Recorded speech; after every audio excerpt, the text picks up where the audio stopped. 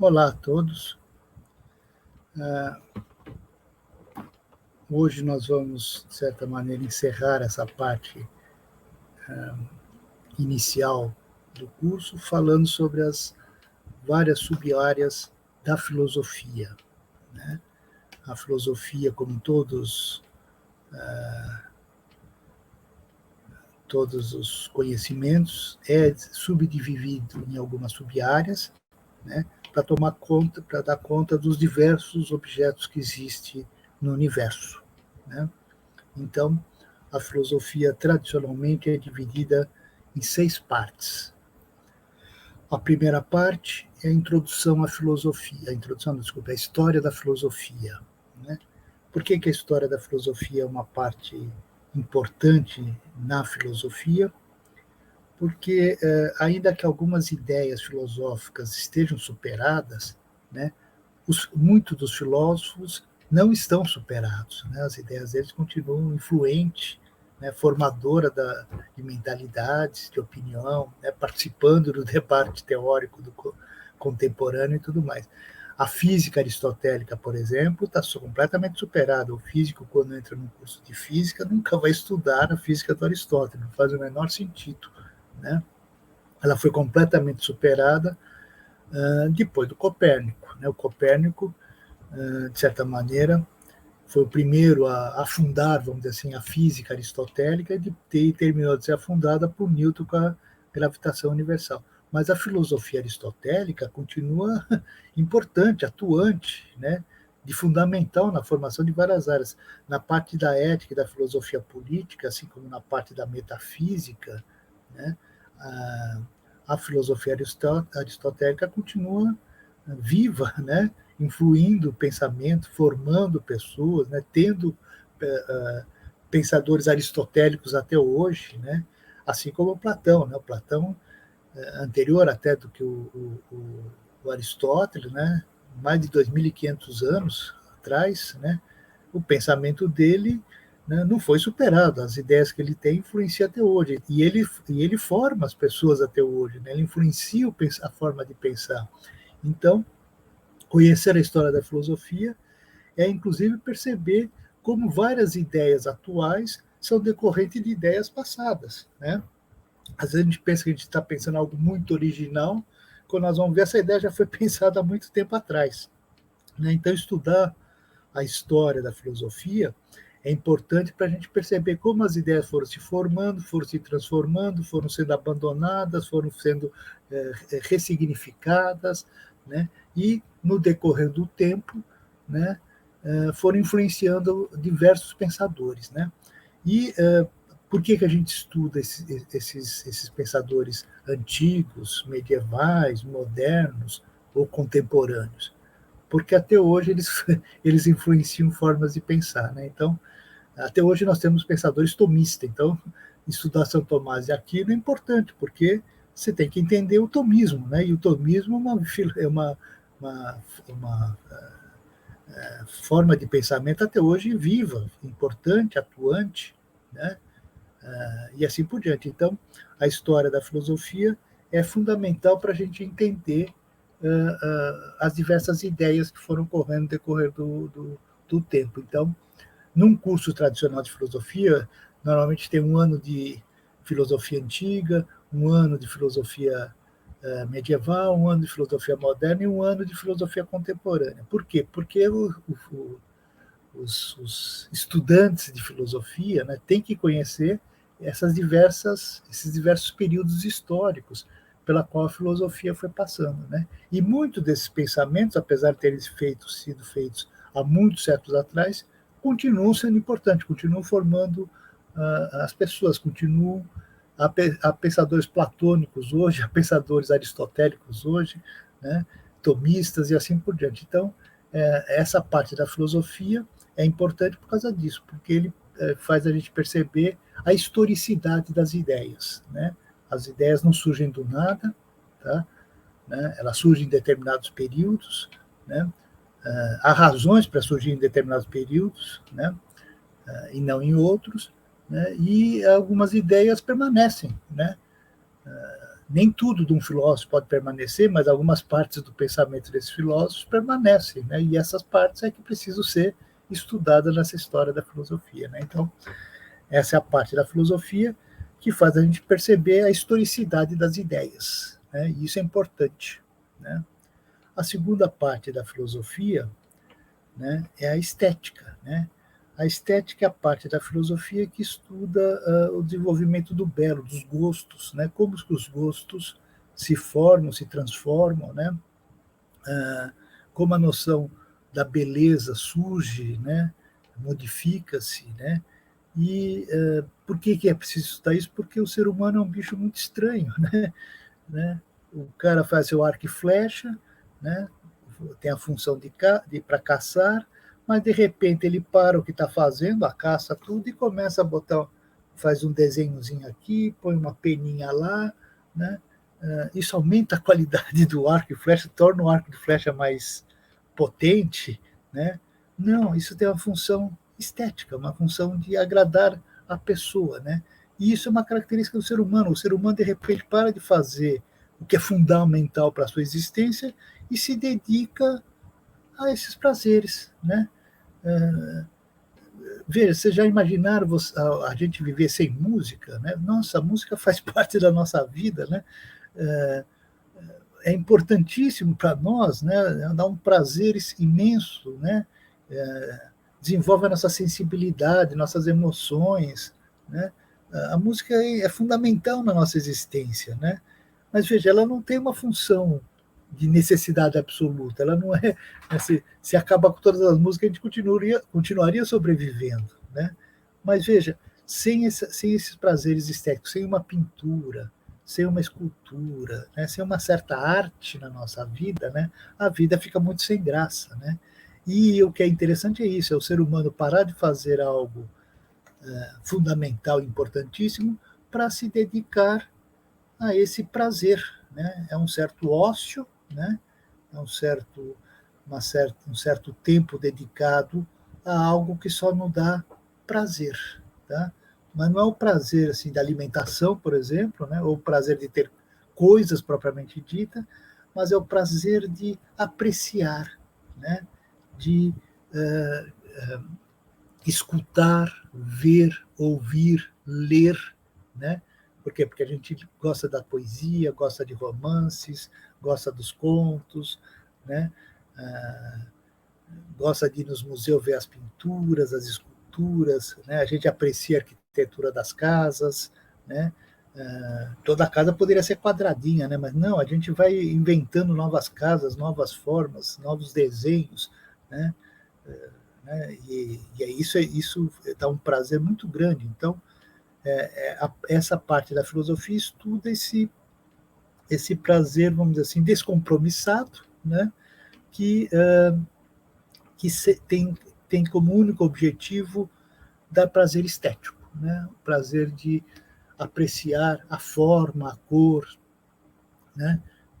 E é isso, né? É isso que nós fazemos na estética, né? Por que é belo alguma coisa aqui, não é belo em outra sociedade? Por que foi belo tal coisa numa época antiga, hoje não é mais? Né? E como esses padrões de beleza foram sendo reformulados no decorrer do século. Né? Por exemplo, na antiguidade, o modelo de beleza era masculino. Né? Na Renascença é que começa a mudar para o modelo feminino. Aí a mulher começa a ser bela. Né? Mas até a Renascença, o modelo de beleza era masculino. Né? Veja como a gente foi mudando os nossos gostos estéticos, né? E a beleza começou a ser atribuída à mulher, né? A beleza como algo feminino e não mais masculino, né? Isso que é interessante, né? Então, essa parte da filosofia estuda esse tipo de ocorrência, né? Que só tem nos seres humanos, né? Só os seres humanos têm prazer estético, né? Enfim, se enfeitam, né? Se vestem, né? Enfim, se arrumam, né? Simplesmente para se apreciarem mutuamente, né? Isso que é interessante. Né? Então, essa é a segunda parte da filosofia. A terceira parte da filosofia é a ética e a filosofia política. Nós vamos ver a segunda parte, a terceira parte desse curso é sobre a segunda parte é uma introdução à ética, a terceira parte é uma introdução à filosofia política. Então, nós vamos ver mais aprofundadamente um pouco essas duas outras partes da filosofia. Tá? Mas só adiantando alguma coisa, a ética e a filosofia política estudam as convenções que os homens fazem, os valores morais, né? Os valores culturais, por que a gente estrutura o poder, né? Como a gente transforma o poder, o que é justiça, como se institui a justiça, né? O que é a liberdade, né? Como se vive em liberdade, né? Enfim, é a parte da filosofia que estuda as relações humanas de uma forma geral, né? Relações normalmente artificiais, né? Os corpos políticos são corpos artificiais, não existe na natureza, é uma invenção do homem, como os homens instituem suas leis, tá? Porque nós somos os únicos que instituímos leis para nós, né? As criaturas, todas as outras criaturas vivem de acordo com seus instintos, a gente não tem um instinto propriamente dito, a gente segue as leis que nós criamos para nós, né? Nós instituímos as nossas leis, né? E é isso que nós fazemos nessa parte da filosofia, né? Como instituir leis, como modificar as leis, o que é justiça, o que é liberdade, o que é um corpo político, quais os tipos de corpos políticos que existem, né? A questão da liberdade da escravidão, né? A questão da exploração humana, né? Da libertação dos homens, da igualdade dos sexos, né? Todas essas questões nós vamos ver um pouquinho, pelo menos, tá? Quando nós vamos estudar no curso de ética e quando nós vamos estudar o curso de filosofia política. Tá? Então, essa é a terceira parte da filosofia. Né? A quarta parte da filosofia é a epistemologia. Epistemologia é uma palavra composta grega de episteme, que é conhecimento, e logia, que é estudo. É a parte da filosofia que estuda como se estruturam os diversos conhecimentos que a gente poderia chamar os conhecimentos científicos, que têm objetividade. E ela está dividida em três partes. Né? Tem a epistemologia das ciências naturais, a epistemologia das ciências humanas e a epistemologia da matemática. Né? Por que é diferente? Por que são três epistemologias? Porque cada uma dessas áreas, dessas ciências humanas, dessas ciências que os homens criaram no decorrer dos séculos, tem estatutos de cientificidade diferente e responde a perguntas distintas. Né? As ciências naturais, de uma forma geral, são ciências descritivas. Tá? Elas descrevem como que a matéria se organiza, como a vida se organiza, como a vida se modifica, como a matéria se modifica, enfim. Ela não explica por que as coisas existem, mas ela tenta responder a pergunta como as coisas existem. Né? Então, as ciências naturais são descritivas porque elas descrevem como que ocorrem os fenômenos naturais, tá? E os fenômenos biológicos. Né?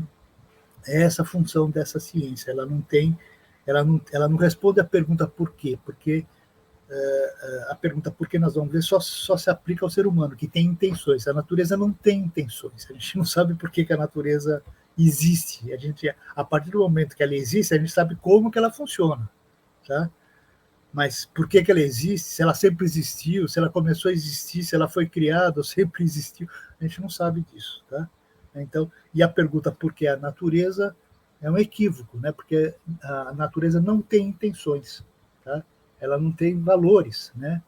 Quando a onça come a cutia, ou persegue a cutia, não é por maldade, né?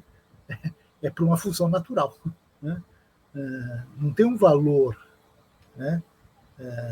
Ético, político, jurídico, qualquer coisa do gênero. Não, tem simplesmente, né, a função de explicar como que ocorrem as leis biológicas. Né?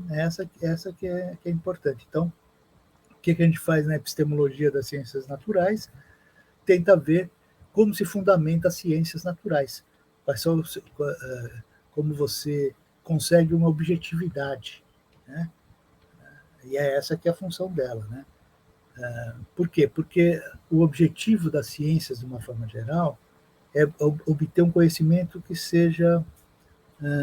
tenha objetividade, onde independe dos seus valores morais, religiosos, né, para você aceitar, né? 1 mais 1 é 2, independentemente se você é judeu, islâmico ou católico. Tá? Né? Não faz diferença. Força é massa vezes aceleração, independentemente se você é cristão, muçulmano ou judeu. Né? Não faz diferença. Né? Por quê? Porque são conhecimentos objetivos. Né? O que essa ciência tenta fazer é descrever como que ocorrem as coisas na natureza. Né? É isso, ela tenta explicar a natureza, né? Sem valores religiosos e tudo mais, porque o objetivo é perceber a estrutura da matéria, a estrutura da vida natural. Né? É esse que é o objetivo das ciências naturais. Né? E por isso a epistemologia específica das ciências naturais. A epistemologia das ciências humanas, por outro lado, ela não pode ser só descritiva, tá? Ela tem que ser interpretativa. Por que ela não pode ser só descritiva? Porque nos seres humanos tem intenções por trás dos atos deles, e a gente precisa descobrir quais são as intenções que estão por trás dos atos. Então, se eu simplesmente descrever uma ocorrência humana, né, pode parecer loucura, né, uma perversão, coisas do gênero, quando, na verdade, quando a gente entende as intenções que estão por trás daquele ato, é que a gente consegue entender a razão dele ter ocorrido, né? Então, as ciências humanas não pode só descrever o que está acontecendo, ela tem que interpretar o ocorrido, né, para saber qual é o valor daquela ação. Né? Vou dar um exemplo. Né? O Gengis Khan, quando estava tentando unificar todas as tribos da Mongólia, né? Um dos cães não quis se submeter ao Gengis Khan. Gengis Khan é o Khan dos cães, né? O rei dos reis, né? Lá da Mongólia, não quis submeter ao Gengis Khan e ficou fugindo do Gengis Khan, né? Durante vários anos, né? Até que ele morreu. Né? O Gengis Khan descobriu onde ele estava enterrado, foi lá, desenterrou o cara e cortou o pescoço do cara fora. Tá? Você fala, puta, por que fazer isso? Né? Já está morto, né? Que diferença faz você cortar o pescoço dele? Por que o cara vai fazer uma coisa, uma barbaridade, entre aspas, disso? Né? Veja, tem uma intenção por trás. Né? Primeiro, para os mongóis, você separar o corpo da cabeça era condenar o cara para o limbo. Né? Ele nunca mais ia ter paz. Né? Ele ia ficar vagando pelo limbo sem paz. Né? Mas o que o Gengis Khan estava fazendo com isso era dando um recado claríssimo para todos os outros cães. Vocês não escapam de mim nem morto. É isso que o Gengis Khan estava fazendo. Então a ação dele, se você interpretar, que era uma ação política, né? Até certo ponto justificadíssima. Né? O que ele queria? Ele queria que os outros cães temessem ele de tal maneira que não se revoltassem. E de ter feito, nenhum outro cã se revoltou enquanto ele foi vivo. Né? Depois que ele morreu, se separou, nunca mais conseguiram essa mesma unidade que o Gengis Khan conseguiu. Né? Mas qual era o objetivo do Gengis Khan? Conseguir o temor dos homens. Né? Então ele fez isso com a intenção de conseguir com que os homens se submetessem à sua autoridade. Tá? E conseguiu. Né? Foi feliz, né? Com esse intento. Né? Foi uma coisa, enfim, perversa, né? Pode ter sido, mas a intenção por trás era justificadíssima. Né? Você quer controlar os homens, você quer dominar os homens. Tá? Então, por isso que as ciências humanas têm que interpretar os fatos e não simplesmente descrever, porque senão parece que o cara é só um louco. Né? Mas não, ele tinha uma boa percepção da psicologia humana. Né? Ele tinha, vamos dizer assim, as aptidões para ser um líder, né? E coragem para fazer as coisas desagradáveis, né? Porque o líder não faz só as coisas agradáveis, o líder sabe, inclusive, usar da maldade, né? Para conseguir conservar os homens. Né? Então, é por isso que as ciências humanas têm que ser interpretativas. E a terceira parte da epistemologia é a epistemologia das ciências matemáticas. Né? As ciências matemáticas, elas não são nem descritivas nem interpretativas, são ciências convencionais. Tá? As verdades matemáticas, os axiomas, os teoremas e tudo mais, eles servem para a gente quantificar o universo. Tá? E eles funcionam de formas... Tem vários tipos de matemática, né? Por exemplo, tem 3 tipos de geometria. Né? a geometria euclidiana, que diz que a reta é a menor distância entre dois pontos. Tem a geometria de Lobachevsky, que diz que a reta é uma circunferência de raio infinito. Você fala assim, puxa vida, como assim? Uma circunferência de raio infinito? Não parece um certo anacronismo? Mas se você algum dia viajou de Cuiabá para Campo Grande, aquelas retas que não acabam mais, na verdade você está fazendo a curvatura do planeta. Tá? Então, o Lobachevsky, de certa maneira, é mais preciso do que o Euclides. Né? Por quê? Porque a gente não vê o fim da reta, por isso que parece que ela é reta, mas, na verdade, é a curvatura do planeta. Então, as retas que a gente acha que são retas, a gente não está vendo a curvatura, uma circunferência de raio imenso, gigantesco, onde a nossa vista não é capaz de perceber, por isso que parece que é reta. Mas as retas, então, na verdade, são aparências. E tem a geometria do Riemann, que diz que não existem retas, o universo é curvo. Tá? Tanto que se você sair daqui e for sempre em frente, você vai chegar aqui mesmo. Depois de andar pelo infinito, né, por bilhões de anos-luz, você vai chegar aqui mesmo, porque o universo é curvo. Tá? Qual das três geometrias está certa? Né? Veja, as três geometrias estão certas, depende do que você vai fazer com elas. Tá? Né? Se eu tiver um pedreiro fazendo minha parede, eu quero que ele seja euclidiano, não quero que a parede faça curva, eu quero que a parede seja reta. Né? A geometria de Euclides funciona no campo restrito. Tá? A geometria de Lobachevsky e a de Riemann são para os espaços infinitos. Né? Elas funcionam com a mecânica quântica, com a relatividade de Einstein. É para isso que foram inventadas essas outras geometrias. Né? Então, veja, na geometria não tem certo ou errado, elas são convencionadas, elas têm funções. Uma é para medir dentro de áreas mais restritas, finitas, e outra para medir dentro de áreas infinitas. Né? Então, veja, cada uma dessas ciências tem uma cientificidade diferente, né? E formas de agir, de pensar, de ser, de mostrar a sua consistência de forma completamente diferente. Por isso que a epistemologia está dividida nessas três partes. Né? Porque tem as ciências humanas, as ciências naturais e as ciências matemáticas. Todas elas têm objetividade. Né? E é isso que a epistemologia tenta buscar, a objetividade dessas ciências. De tal maneira que você aceite as colocações que elas fazem por argumentos. Né? Ela te persuade por convencer pela sua razoabilidade. Ela mostra que ela é a coisa mais correta. Né? E ela não depende da sua crença pessoal ou particular. Tá?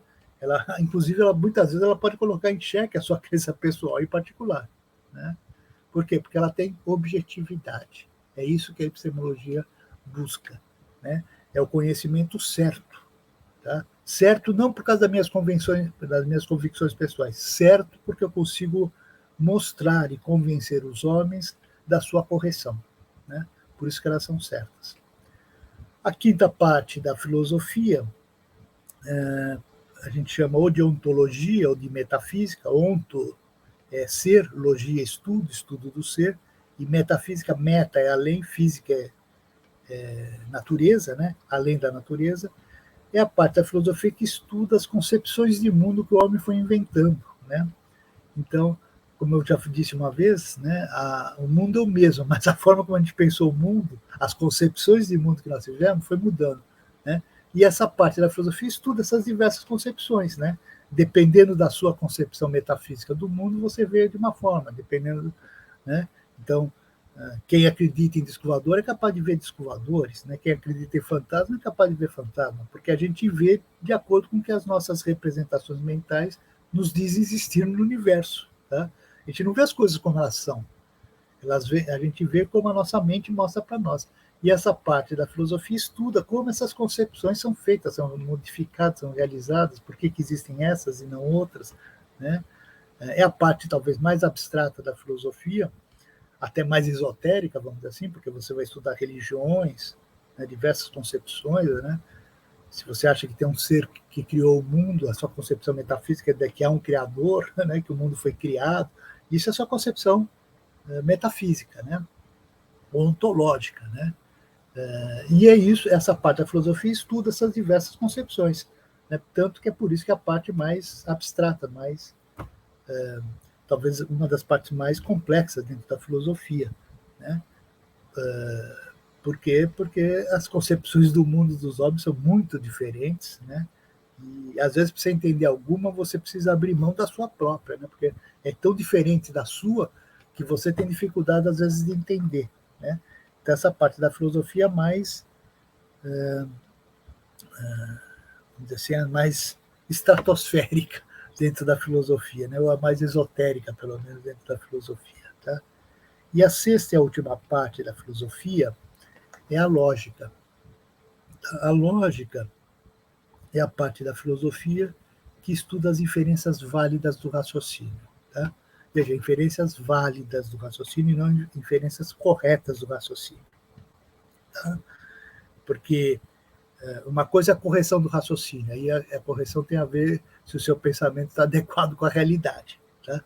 Mas você pode pensar a realidade de uma forma equivocada.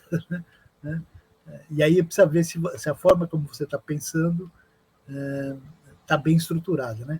Enquanto todas as outras partes da filosofia, a história da filosofia, a estética, a ética, a filosofia política, a epistemologia e a ontologia tem conteúdo sobre o mundo, a lógica pensa a estrutura do raciocínio sobre o mundo. Tá? O que a lógica vê é se a estrutura do seu raciocínio é correta. Porque você pode errar pelo conteúdo, mas pode errar pela forma como você estruturou seu raciocínio. Tá? E muitas vezes muitas vezes não, na maior parte das vezes a gente erra por ter estruturado mal o raciocínio, por a gente partir de falácias, né? De usar argumentos falaciosos, né? Pela piedade, argumento pela força, argumento pela ignorância, né? Por quê? Porque a gente erra na estrutura do raciocínio, na consistência do nosso raciocínio. É isso que está errado, né? Assim, a pessoa fala assim, não existe vida após a morte. Aí a pessoa fala assim, prova que não existe vida após a morte. Veja, você não prova não existência, você só pode provar a existência, tá? Não tem como provar não existência. Então, toda vez que a pessoa está usando esse argumento, é um argumento falacioso, tá? É o que a gente chama de argumento pela ignorância, né? Você não prova a não existência, né? Não precisa provar que não existe vida após a morte. Quem acredita que existe vida após a morte, ele precisa provar que existe isso, tá? Se não provar, eu posso perfeitamente acreditar que não existe, tá?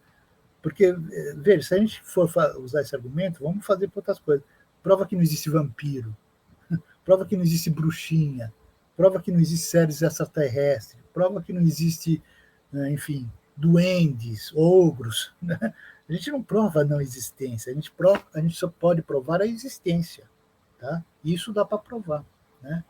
Se eu não consigo provar a existência, a outra pessoa pode perfeitamente supor que não existe. Tá? Então, o ônus da prova é do acusador. Né? É isso que a lógica tem que se estruturar. Como é que eu faço um raciocínio lógico? Tá? Né? Como é que eu faço para provar que existe vida após a morte? Tá? Você não consegue provar isso. Né? Não tem prova sobre isso. Né? Então, ou você aceita por fé, e aí é um outro problema, tá? Né? Aí tem a ver com a metafísica, né? Mas você logicamente não tem como provar que tem vida após a morte, né?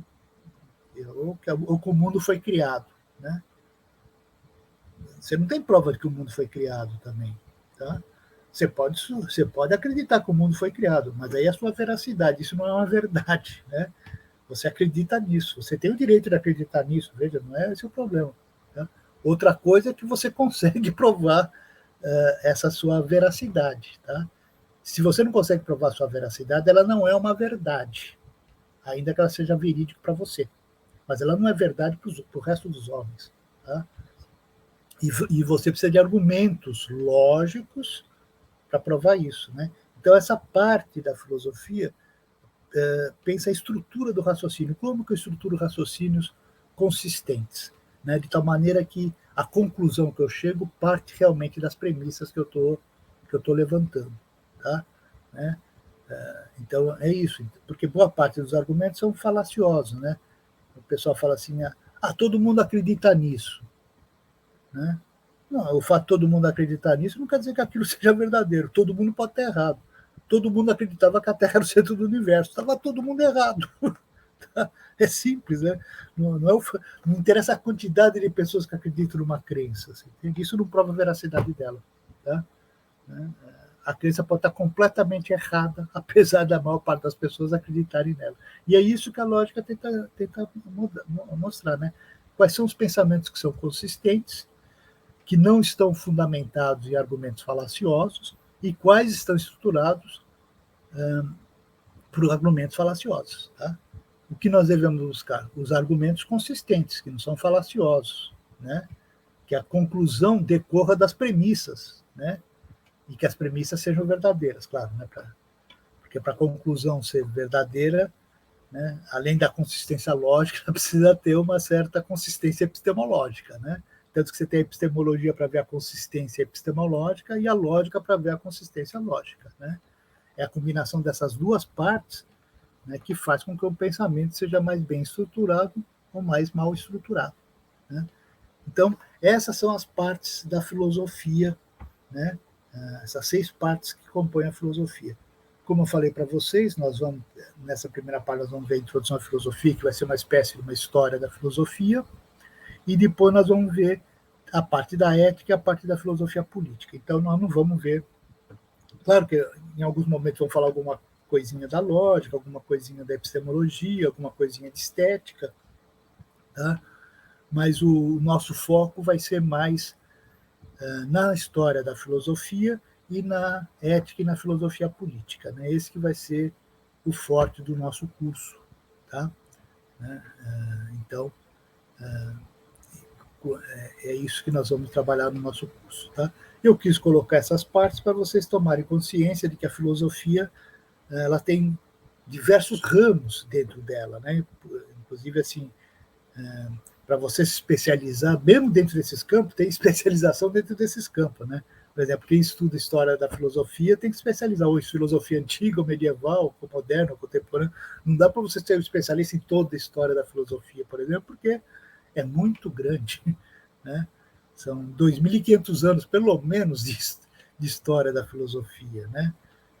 Em epistemologia, por exemplo, tem muitas epistemologias, não dá para você ser consistente em todas as epistemologias, né? É muito difícil, né? Então, mas é bom você saber da existência delas, né? Para vocês tomarem ciência de como a filosofia está composta, né? Então, são essas as áreas, tá? E nós vamos começar, a partir do nosso próximo vídeo, nós vamos começar uma certa história da filosofia, desde os pré-socráticos, tá certo? Então, obrigado a todos e até o próximo encontro.